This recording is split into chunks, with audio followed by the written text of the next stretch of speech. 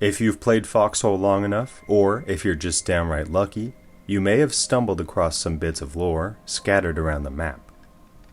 Generally speaking, this is how Foxhole lore is delivered. Not in a book or an extended blog post, but in small tidbits that allow you just a brief glimpse at the bigger picture of what's been going on in the war-torn lands of Siva. Most of the time, these bits of lore are straightforward pieces of information or stories pertaining to the Great War. But sometimes, the lore we stumble upon can be twisted, unsettling, disturbing.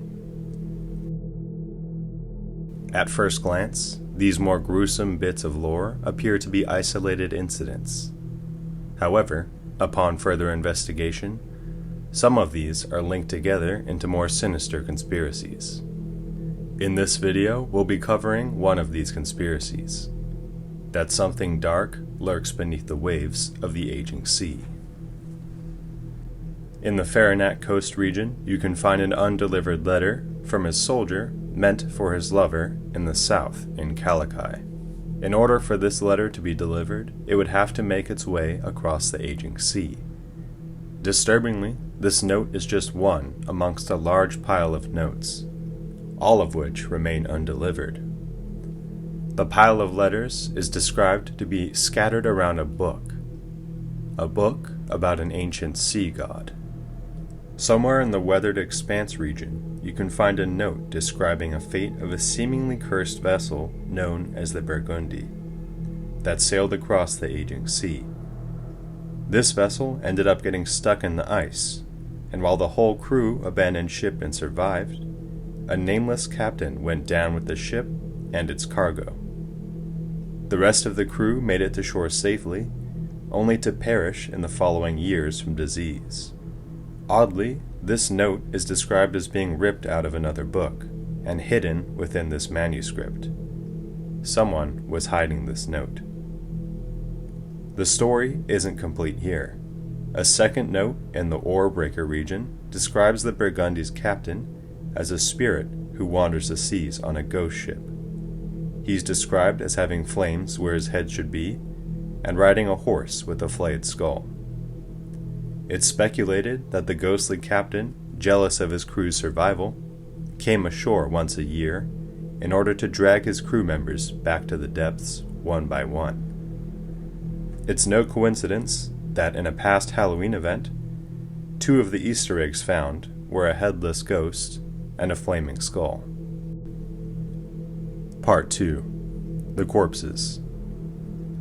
In Callahan's Passage, if you tread upon the frozen lake and peer down into the murk, you can see a trail of frozen corpses. Where exactly does this trail lead? While the trail is described as disappearing into the darkness below, if we look at the map, the lake is connected to a river that leads directly into the aging sea.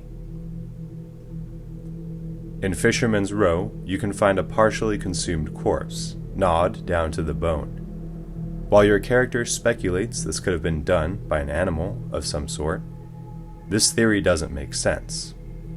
As your character discovers, the smuggler was transporting food goods. You can clearly see food around the corpse, including meat. Why would animals consume a human down to the bone, but leave piles of food completely untouched? Whatever ate this smuggler did so quickly, as the food around him remains undisturbed and his flask, found by his corpse, is still fresh. In the Pleading Wharf, you can find another skeleton at the edge of the water. While there are a few skeletons in other areas of the map, this one is out of place.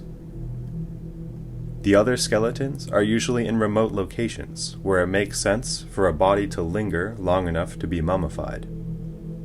After all, the Great War has been going on for generations now. This skeleton shouldn't be here. It exists in a well-trafficked area. If someone were to have died on this pier, the body would have been quickly cleaned up by local residents, meaning this corpse, similar to that of the smugglers, was consumed quickly. This corpse, unlike any other on the map, also has a sickly green glow to it. Coincidentally, the aging sea, in many other descriptions, is described as being emerald or deep green. Some of you surely remain skeptical. Between stories of an old sea god, a cursed ship, a trail of corpses, and unexplained skeletons, these could all be coincidental. Even the fact that they all take place in a very small circle. Why don't we go down to the ocean ourselves in the game? Surely we won't see anything creepy. Surely the devs did not give your character the ability to stare out into the ocean in any meaningful way. Except that they did. If you come to a specific area at the edge of the aging sea and look out over the water, your character has the ability to take a moment of reflection. This is what he experiences. You take a moment, staring out into the aging ocean and into the limitless green. During this moment, you reflect on the events that led you to this very dock, on the outskirts of Wyattwick. You take a long, deep breath. The ocean breeze refreshes your senses and allows your mind to drift. Your hand drops away from the pistol you've had since you were strong enough to lift it. You forget about the faces of comrades that you still see in the dark and drown out the screaming in the distance. Your focus turns to the fresh ocean air and the emerald blanket in front of you. But you stare a little deeper. The fog halts your brief reprieve, and a sudden sense of dread begins to wash over you. If you haven't subscribed, now is the perfect time. I have many more lore videos planned, and I'm making weekly gaming videos. Like and comment for the algorithm. Join the Discord, link in description. You may or may not regret it. Thank you to the generous patrons for funding this video. Most importantly, have a good day.